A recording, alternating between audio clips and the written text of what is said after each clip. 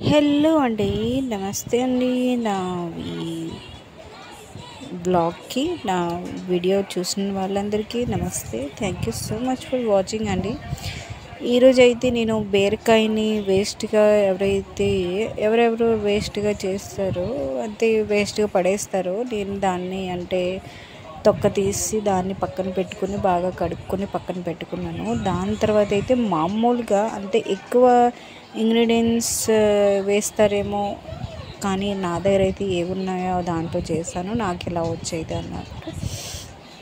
ఇందులో అయితే కొంచెం నూనె వేసాను. నూనె వేసిన తర్వాత జీలకర్ర వేసాను. జీలకర్ర తర్వాత ఎండుమిర్చి, దాని తర్వాత కొంచెం పల్లీలు, దాని తర్వాత కొంచెం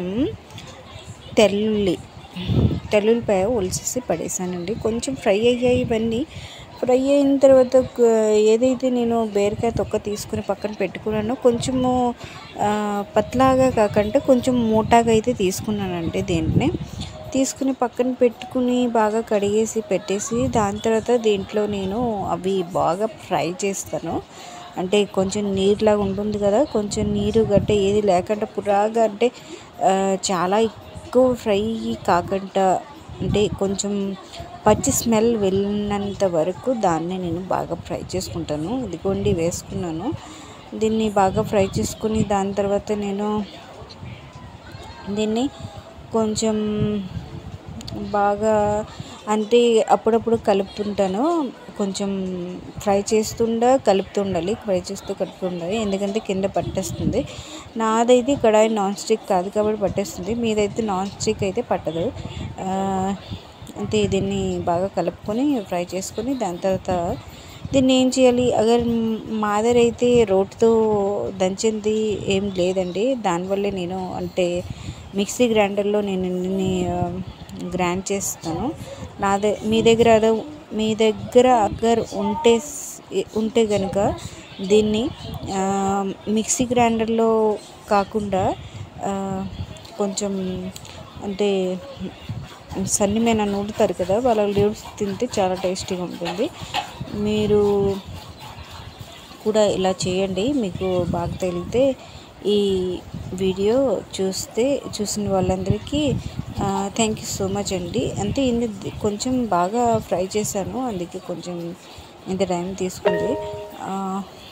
మీరు కొంచెం టైంలో కూడా చేయొచ్చు దీన్ని. ఓకే, ఇవన్నీ నేను జార్లో తీసుకున్నానండి. చూడండి, నా మిక్సీ గ్రైండర్ ఉంది కదా, మిక్సీ గ్రైండర్లో అయితే దీంట్ని తీసుకుంటున్నాను.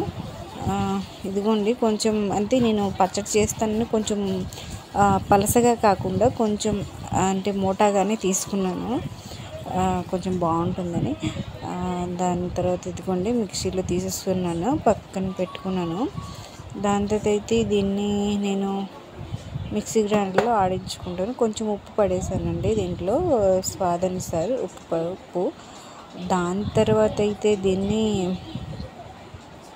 ఇదిగోండి అంతే మిక్సీ జార్లో దీన్ని వేసుకుని దాని తర్వాత కొంచెం ఉప్పు సరిపడినంత ఉప్పు వేసుకుని దాన్ని ఇప్పుడు మిక్సీ గ్రైండర్లో నేను అయితే రుబ్బుకుంటున్నాను. దీంట్లో కొంచెం నిమ్మకాయ లేకపోతే చింతపండు ఏదైనా వేస్తాను, కానీ నా దగ్గర అయితే అవైలబుల్ లేదు. మీ దగ్గర ఉంటే వేయండి, చాలా టేస్టీగా ఉంటుంది. ఇంకాను ఇదేంటి ఉప్పు వేస్తాను. ఇది ఆడిస్తున్నాడు, ఆల్మోస్ట్ ఆడిపోయింది, కానీ కచ్చా పచ్చగా ఆడిస్తేనే కొంచెం టేస్టీగా ఉంటుంది. ఎక్కువ మ్యాసెస్ చేయకండి అనమాట. ఇది కొన్ని చేసుకున్నాను, ఆల్మోస్ట్ అయిపోయింది. మా పిల్లలు పక్క నుంచి తినేస్తున్నారు. టేస్టీగా ఉంది మమ్మీ అని. పల్లీలు వేసాను కదా, కొంచెం టేస్ట్ వేరేనా ఉన్నా కానీ బాగుందని. థ్యాంక్ యూ అండి, ఎవరైతే చూస్తున్నారు థ్యాంక్ యూ సో మచ్. నాదైతే అయిపోయిన చట్నీ మీరు కూడా చేస్తేనండి, మీరు రుచికరమైన హెల్దీకరమైన థ్యాంక్ యూ సో మచ్. హెల్దీగా తినండి మీరు కూడాను. చాలా బాగుందండి, నేనైతే తిన్నాను, ఉప్పు సరిపోయింది. మీరు కూడా చూడండి.